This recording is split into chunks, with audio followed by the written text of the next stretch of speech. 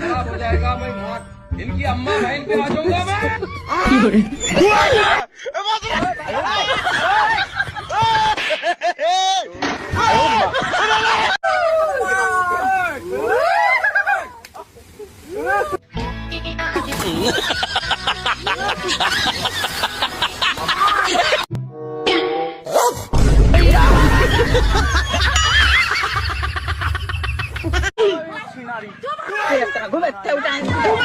তোমার গরু তোমার হাঁস আমার 2 টাকা দিয়ে বিক্রি করে।